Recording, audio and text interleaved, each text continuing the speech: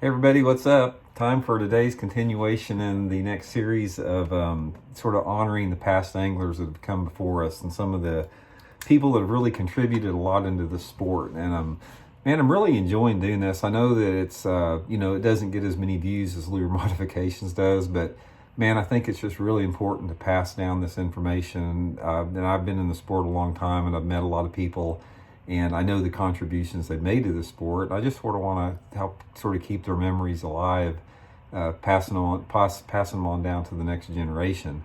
And today's topic is Guido Hibdon, and I'm doing it here in the tackle room. I was going to do it outside. It's a really nice day, but some dude is working on his yard with some heavy equipment across the street, and I can hardly hear out there. So back in the tackle room.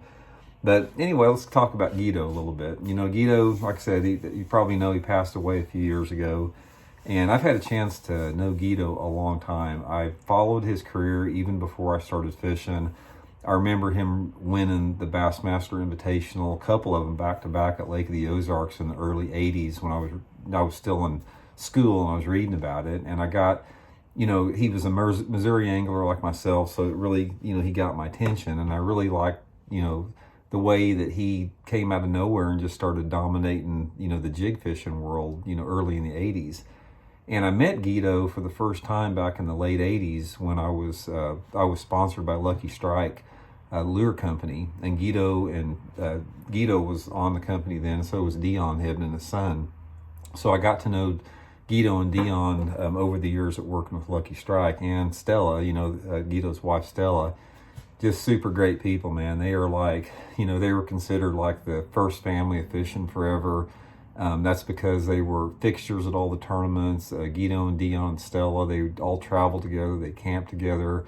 And a lot of people sort of went to the Hibdons like for advice, and they were sort of like everybody's mom and dad out on the circuit when you're away from home. Just really down to earth, good people. And they became really popular, Guido and Dion both, back before social media, when seminars were, the big deal. I mean, Guido and Dion were some of the most popular seminar speakers in the country because they were just so funny. They were so down to earth and funny and just relatable, that type of stuff. But Guido, if you know him, he was unique, man. Guido, once you met Guido, you never forgot him because there wasn't many people out there like that. He was crusty, he was rough around the edges, had a really good heart, really funny, really dry sense of humor. And, he's an intimidating guy. If you were ever around Guido, back in the day, I mean, he could give you that look. If you did something that he didn't really care for, he'd give you that look that, was sort of intimidating a little bit. So, but he was, such a softie, aside from that, he sort of had both sides. And, Stella was the same way. Stella's, Guido's wife, Stella, she was like, everybody knew Stella. She was a big fixture on the tournament trail. She'd, just everybody considered her like their mom away from home. So, I really miss that a lot. I miss the Hibdons out there back in the day fishing Bassmaster when I started out there. But Guido, like I said, he didn't have much of a filter. And I remember I was at a tournament up at at Lake Champlain the first year we were at Champlain. And this was back when Guido was at the top of his game, and he'd just come off winning the Classic and Angler of the Year back to back. And I was with Lucky Strike with him, so I knew him.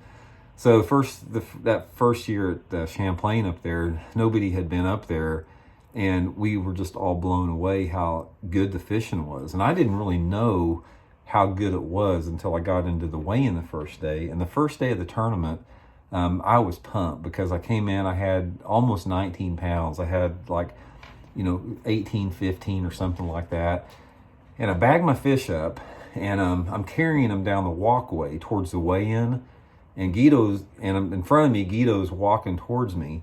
I'm carrying my bag of fish, and I walk past him, and he goes, "Hey, Randy," he goes, "that's a really nice bag of fish," but he goes, "It's sort of like a a-hole," and he didn't use the word a, he used the whole thing. He's sort of like, it's sort of like an a-hole. Everybody's got one.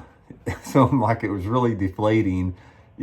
Obviously everybody had caught big bags that day, but that's just the way Guido was. I mean, that's the type of stuff he would say that, really made him a unique individual. and super talented fisherman, man. That guy, you know, he was a master at things, you know, innovative things. I mean, he was the one that really perfected bed fishing.